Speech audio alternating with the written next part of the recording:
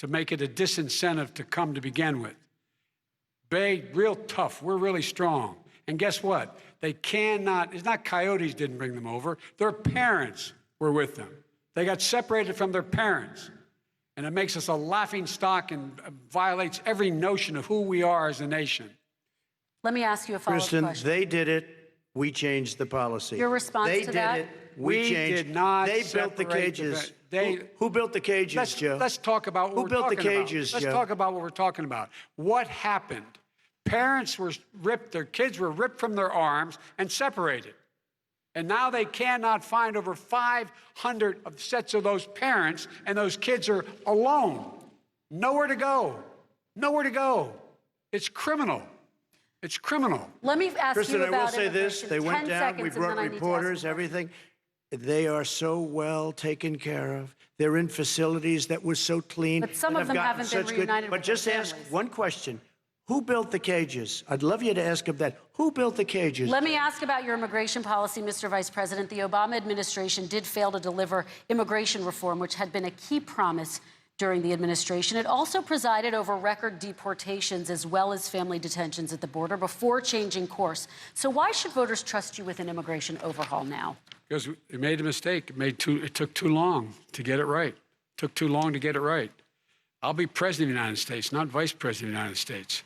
And the fact is, I've made it very again to be able to stay in this country and put on a path to citizenship. The idea that they are being sent home by this guy and they want to do that is they've gone to a country they've never seen before. I can imagine you're 5 years old, your parents are taking you across the Rio Grande River and it's illegal. And you say, oh no, Mom, leave me here. I'm not going to go with you. They've been here. Many of them are model citizens. Over 20,000 of them are first responders out there taking care of people during this crisis. We owe them. We owe them. Kristen, he had 8 years to do what he said he was going to do.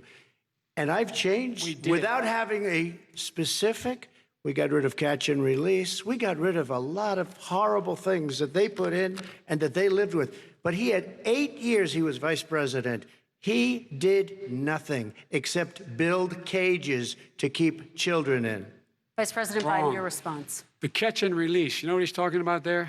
If in fact you had a family came across and they were arrested, they in fact were given a date to show up for their hearing. They were released. And guess what? They showed up for a hearing. And this is the first president in the history of the United States of America that anybody seeking asylum has to do it in another country. That's never happened before in America.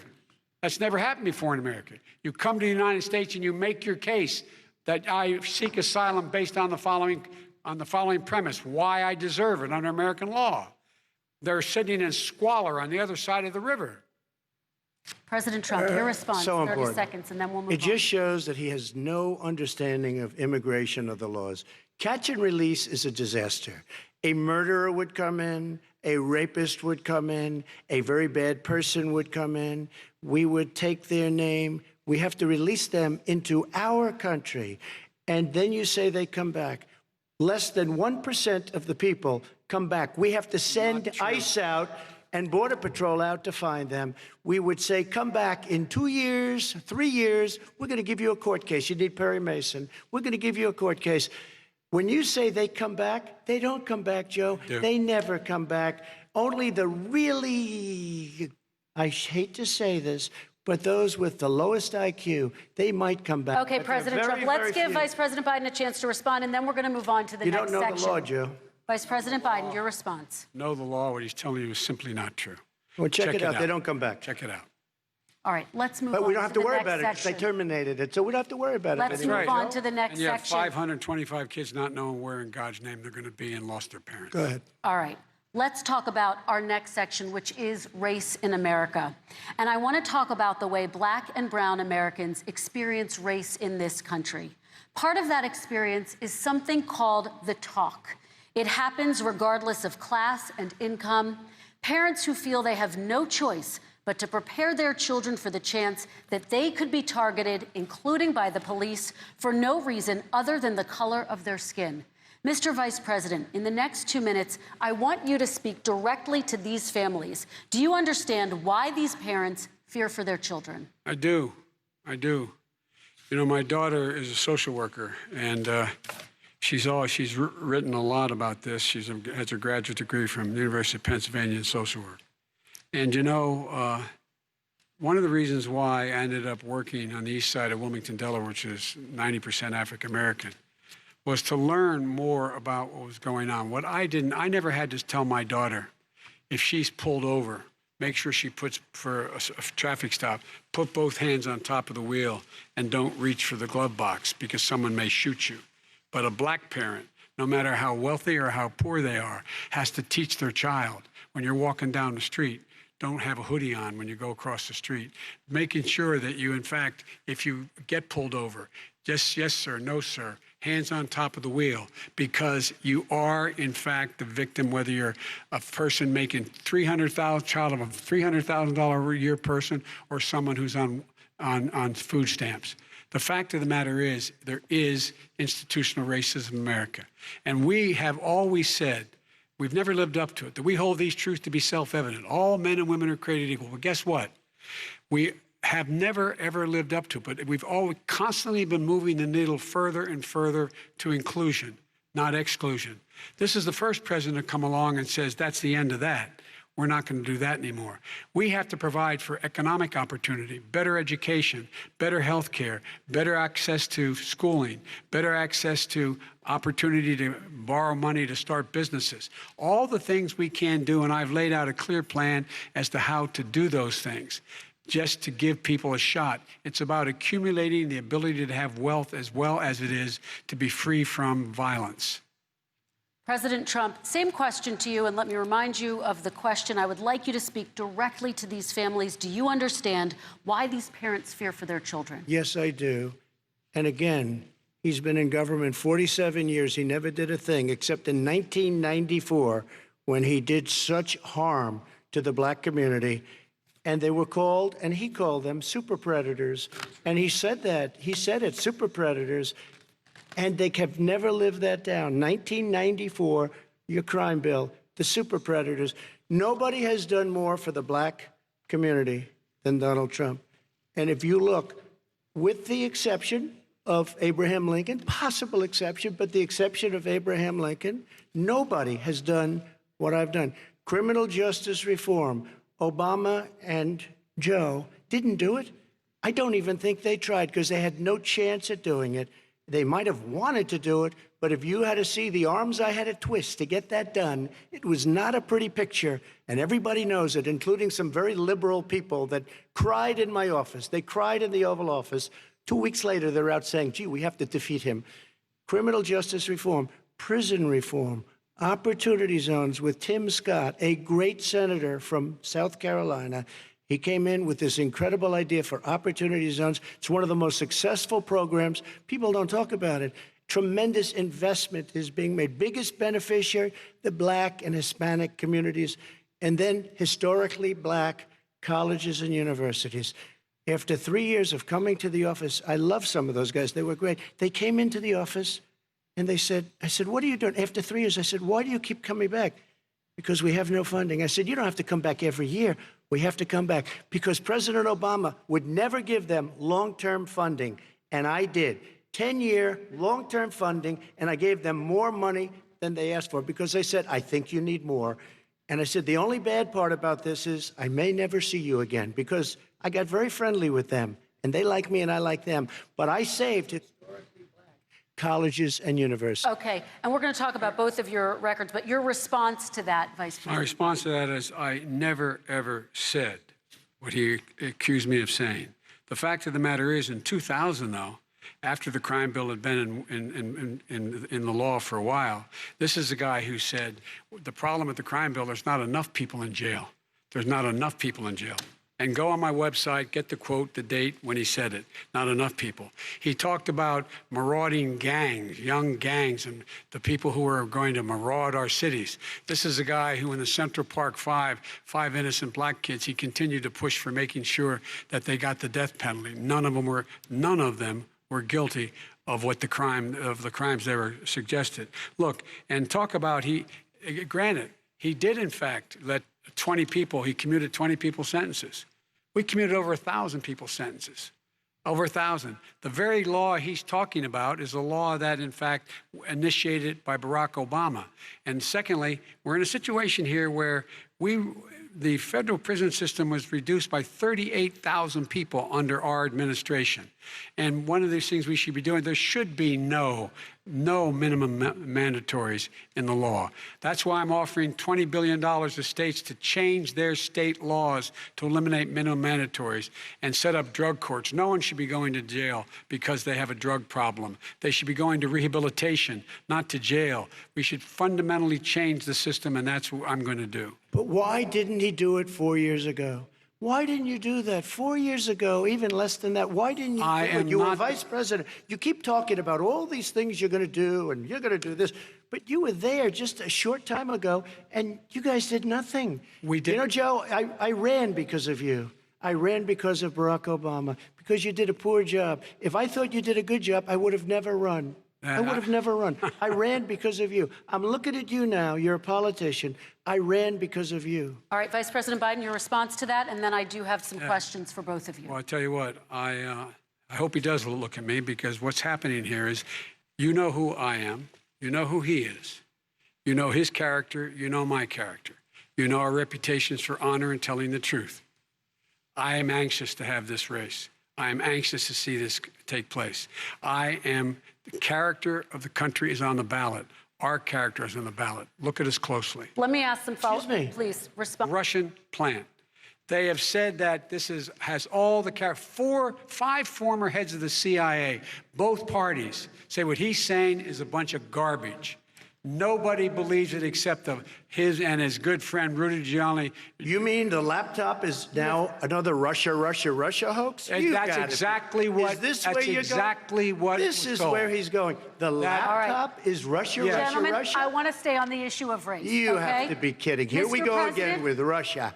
We're going to continue on the issue of race. Mr. President, believe you've that one. described the Black Lives Matter movement as a symbol of hate. You've shared a video of a man chanting white power to millions of your supporters. You've said that black professional athletes exercising their First Amendment rights should be fired. What do you say to Americans who say that kind of language from a president is contributing to a climate of hate and racial strife? Well, you have to understand, the first time I ever heard of Black Lives Matter, they were chanting pigs in a blanket, talking about police. Pigs, talking about our police. Pigs in a blanket, fry them like bacon. I said, that's a horrible thing. And they were marching down the street. And that was my first glimpse of Black Lives Matter. I thought it was a terrible thing. As far as my relationships with all people, I think I have great relationships with all people. I am the least racist person in this room. Well, what do you say to Americans who are concerned by that rhetoric? I don't know. I don't know what to say. I got criminal justice reform done and prison reform and opportunity zones. I took care of black colleges and universities. I don't know what to say. They can say anything. I mean, they can say anything. It makes me sad, because I am the least racist person. I can't even see the audience because it's so dark. But I don't care who's in the audience. I'm the least racist person in this room. Okay, Vice President Biden, let me ask you very quickly, and then I have a follow-up question for you. Abraham Lincoln here is one of the most racist presidents we've had in modern history. He pours fuel on every single racist fire. Every single one. Started off his campaign coming down the escalator saying he's going to get rid of those Mexican rapists. He's banned Muslims because they're Muslims. He has moved around and made everything worse across the board. He says about the poor boys, last time we were on stage here, he said, I told them to stand down and stand ready. Come on. This guy has a dog whistle about as big as a foghorn. President Trump, I'm going to give you 10 seconds to respond, and then I have a follow-up. He made a reference to Abraham Lincoln. Where did that come in? I mean, you said you're Abraham Lincoln. No, where did that? No. You said, I said not since Abraham Lincoln has anybody done what I've done for the black community. And I'm saying, I didn't say I'm Abraham Lincoln. I said not since Abraham Lincoln has anybody done what I've done for the black community. Now, you have done nothing other than the crime bill, which put oh, God, tens of thousands of black men mostly in jail. All right, let me, And you know what? let me They ask remember Vice it President because if you Biden look a at what's question. happening with the voting right now, Let me ask they Vice remember President that you Biden treated them about- very, very badly. The- Just take a look at what's happening out there. Vice President Biden, let me give you a chance to respond within this context. Crime bills that you supported in the 80s and 90s contributed to the incarceration of tens of thousands of young black men who had small amounts of drugs in their possession. They are sons, they are brothers, they're fathers, they're uncles, whose families are still to this day, some of them suffering the consequences. So speak to those families. Why should they vote for you? One of the things is that in the 80s, we passed 100%, all 100 senators voted for it, a bill on drugs and how to deal with drugs. It was a mistake. I've been trying to change it since then, particularly the portion on cocaine. That's why I've been arguing that, in fact, we should not send anyone to jail for a pure drug offense. They should be going into treatment across the board. That's what we should be spending money. That's why I set up drug courts, which were never funded by our Republican friends. They should not be going to jail for a drug or an alcohol problem. They should be going into treatment. That's what we've been trying to do. That's what I'm going to get done, because I think maybe the American people have now seen that, in fact, it was a mistake to pass those laws relating to drug. But they were not in the crime bill. But why didn't he get it done? See, it's all talk, no action with these politicians. Why didn't he get it done? That's what I'm going to do when I become president. You were vice president, along with Obama as your president, your leader, for 8 years. Why didn't you get it done? You had 8 years to get it done. Now you're saying you're going to get it done because you're all talk and no action, Jim. We got a lot of it done. We released 38,000. We got 38,000 prisoners left from the. You got nothing done. 38,000 prisoners were released from federal prison. There were over 1,000 people who were given clemency. In fact, we're the ones that put in the legislation saying we could look at pattern and practice of police departments and what they were doing, how they were conducting themselves. I could go on, but we began the process. We lost an election. That's why I'm running, to win back that election and change his terrible policy. I just asked one question. Why didn't you do it in the 8 years, a short time ago? Why didn't you do it? You just said, I'm going to do that, I'm going to do this. You put tens of thousands of mostly black young men in prison. Now you're saying you're going to undo that. Why didn't you get it done? You had 8 years with Obama. You know why, Joe? Because you're all talk and no action. All right, Vice President Biden, and then we're going to move on to the next section. We had a Republican Congress. That's the answer. Well, you got to talk them into it, Joe. Sometimes you got to talk them into it. We're going to move on to our next section, like I did with criminal justice reform. I had to talk Democrats into it. Gentlemen, we're running out of time, so we got to get on to climate change, please. You both have very different visions on climate change. President Trump, you say that environmental regulations have hurt jobs in the energy sector. Vice President Biden, you have said you see addressing climate change as an opportunity to create new jobs. For each of you, how would you both combat climate change and support job growth at the same time? Starting with you, President Trump, you have 2 minutes uninterrupted. So we have the Trillion Trees program. We have so many different programs. I do love the environment, but what I want is the cleanest, crystal clear water, the cleanest air. We have the best, lowest number in carbon emissions, which is a big standard that I notice Obama goes with all the time. Not Joe. I haven't heard Joe use the term because I'm not sure he knows what it represents or means, but I have heard Obama use it. And we have the best carbon emission numbers that we've had in 35 years under this administration. We are working so well with industry, but here's what we can't do. Look at China, how filthy it is. Look at Russia.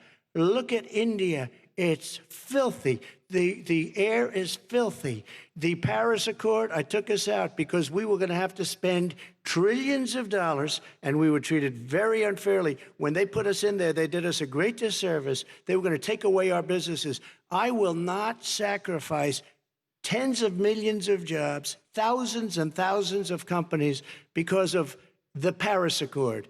It was so unfair. China doesn't kick in until 2030. Russia goes back to a low standard, and we kicked in right away. It would have destroyed our businesses. So, you ready? We have done an incredible job environmentally. We have the cleanest air, the cleanest water, and the best carbon emission standards that we've seen in many, many years. Vice President And we Biden. haven't destroyed our industries. Vice President Biden, 2 minutes to you, uninterrupted. Climate change, climate warming, the global warming is an existential threat to humanity. We have a moral obligation to deal with it. And we're told by all the leading scientists in the world, we don't have much time. We're going to pass the point of no return within the next 8 to 10 years.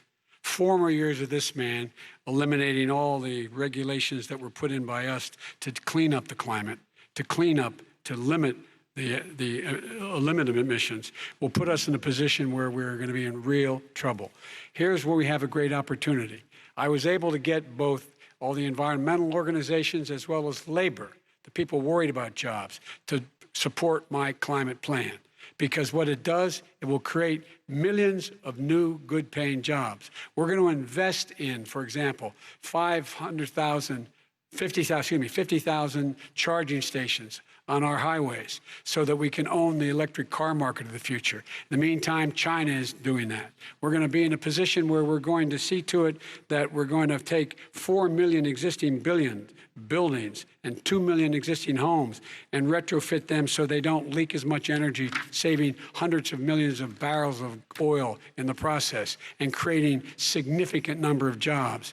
And by the way, the whole idea of what this is all going to do, it's going to create millions of jobs, and it's going to clean the environment. Our health and our jobs are at stake. That's what's happening. And what right now, by the way, Wall Street firms indicated that my plan will in fact create 18.6 million jobs, 7 million more than his. This is from Wall Street. And I'll create $1 trillion more in economic growth than his proposal does. Not on climate, just on the economy. President Trump, you're Today came out and said very strongly, $6,500 will be taken away from families under his plan, that his plan is an economic disaster. If you look at what he wants to do, if you look at his plan, his environmental plan, you know who developed it? AOC +3. They know nothing about the climate. I mean, she's got a good line of stuff, but she knows nothing about the climate. And they're all hopping through hoops for AOC +3. Look, their real plan costs $100 trillion. If we had the best year in the history of our country for 100 years, we would not even come close to a number like that. When he says buildings, they want to take buildings down because they want to make bigger windows into smaller windows. As far as they're concerned, if you had no window, it would be a lovely thing. This is the craziest plan that anybody has ever seen. And this wasn't done by smart people. This wasn't done by anybody. Frankly, I don't even know how it can be good politically. Right. They want to spend $100 trillion. That's their real number. He's trying to say it was 6. It's $100 trillion. They want to knock down buildings and build new buildings with little, tiny, small windows. I mean, and many other things. Okay. And many other things. Let me have the Vice President respond, and we're running out of time, and we have a lot more questions to get to. So let's hear from the Vice President. I have a number more questions. I don't know where he comes from. I don't know where he comes up with these numbers. Queens. $100 trillion. Give me a break. This plan is endorsed by every major environmental group and every labor group. Labor, because they know the future lies. The future lies in us being able to breathe, and they know there are good jobs in getting us there. And by the way, the fastest growing industry in America is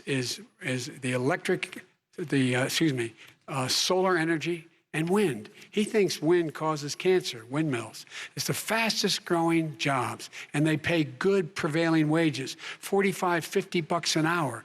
We can grow and we can be cleaner if we go the route I'm proposing. President Trump, please respond, and then I have some follow-ups. We are energy independent for the first time. We don't need all of these countries that we had to fight war over because we needed their energy. We are energy independent. I know more about wind than you do. It's extremely expensive, kills all the birds.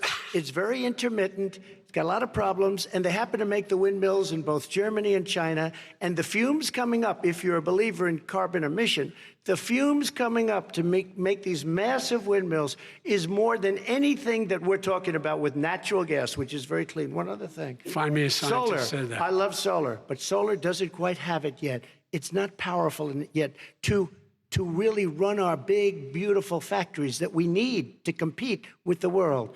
So False. It's all a pipe dream. But you know what we'll do?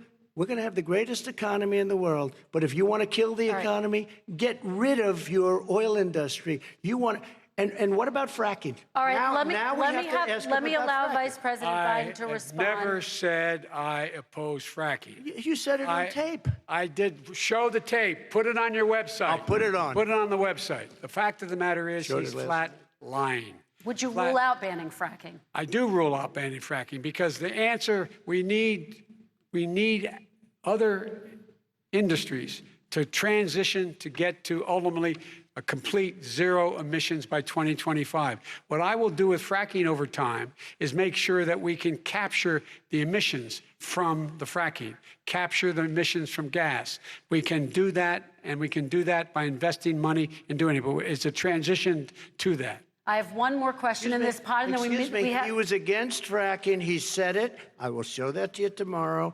I am against fracking. Until he got the nomination, went to Pennsylvania, then he said, but you know what, Pennsylvania? He'll be against it very soon because his party is totally against it. Fracking on federal land, I said. No fracking and/or oil on federal land. Let me ask this final question in this section, and then I want to move on to our final section. President Trump, people of color are much more likely to live near oil refineries and chemical plants. In Texas, there are families who worry the plants near them are making them sick. Your administration has rolled back regulations on these kinds of facilities. Why should these families give you another 4 years in office? The families that we're talking about are employed heavily, and they are making a lot of money, more money than they've ever made. If you look at the kind of numbers that we produce for Hispanic, for Black, for Asian, it's 9 times greater, the percentage gain, than it was in 3 years, than it was under 8 years of the 2 of them, to put it nicely. 9 times more. Now, somebody lives, I have not heard the numbers or the statistics that you're saying, but they're making a tremendous amount of money economically. We saved it, and I saved it again a number of months ago when oil was crashing because of the pandemic. Okay. We saved it. We got, say what you want about relationship, we got Saudi Arabia, Mexico, and Russia to cut back, way back. We saved our oil industry, and now it's very vibrant again. All right. And everybody has very inexpensive gasoline. Remember Vice President. And you impose restrictions on the pollutions, the pollutants coming out of those fence line communities. Okay, I have one final question. Would he close down the oil industry? It falls. Would you close down the oil industry? By the way, I would transition from the oil industry, yes. Oh, I will that's transition. a big statement. It is a big statement. That's a because big statement. I would stop. Why would you do that? Because the oil industry pollutes significantly. Oh, I see. And here's the deal. But That's you a can't big do statement. that. Well, if you let me finish the statement, because it has to be replaced by renewable energy over time. Over time. And I'd stop giving to the oil industry, I'd stop giving them federal subsidies. He won't give federal subsidies to the gas, excuse me, to solar and wind. Yeah. Why are we giving it to oil industry? We actually do give it to solar and wind. We and have that's one maybe the final biggest question. statement in terms of business. That's the biggest statement. Okay. Because We have basically one what he's final saying question, is he is Mr. going to President. destroy the oil industry. Will you remember that, Texas? Will you remember that, Pennsylvania, Oklahoma? Vice President Biden, let me give you 10 seconds to respond, and then I Ohio. have to get to the final question. Vice President Biden.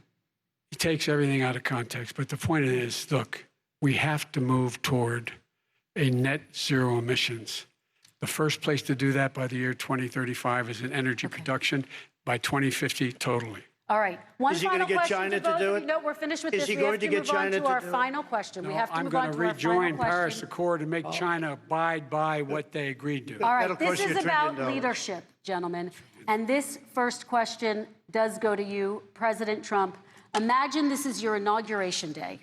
What will you say in your address to Americans who did not vote for you? You'll each have 1 minute, starting with you, Mr. We have to make a country totally successful as it was prior to the plague coming in from China. Now we're rebuilding it, and we're doing record numbers, 11.4 million jobs in a short period of time, et cetera. But I will tell you, go back. Before the plague came in, just before, I was getting calls from people that were not normally people that would call me. They wanted to get together. We had the best Black unemployment numbers in the history of our country. Hispanic, women, Asian, people with diplomas, with no diplomas, MIT graduates, #1 in the class. Everybody had the best numbers. And you know what? The other side wanted to get together. They wanted to unify. Success is going to bring us together. We are on the road to success. But I'm cutting taxes, and he wants to raise everybody's taxes, and he wants to put new regulations on everything. He will kill it. If he gets in, you will have a depression, the likes of which you've never seen. Your 401ks will go to hell, and it'll be a very, very sad day for this country. All right. Vice President Biden, same question to you. What will you say during your inaugural address to Americans who did not vote for you? I will say, I'm an American president. I represent all of you, whether you voted for me or against me. And I'm going to make sure that you're represented. I'm going to give you hope. We're going to move. We're going to choose science over fiction. We're going to choose hope over fear. We're going to choose to move forward because we have enormous opportunities to make things better. We can grow this economy. We can deal with the systemic racism. And at the same time, we can make sure that our economy is being run and moved and motivated by clean energy, creating millions of new jobs. And that's the fact. That's what we're going to do. And I'm going to say, as I said at the beginning, what is on the ballot here is the character of this country: decency, honor, respect, treating people with dignity, making sure that everyone has an even chance. And I'm going to make sure you get that. You haven't been.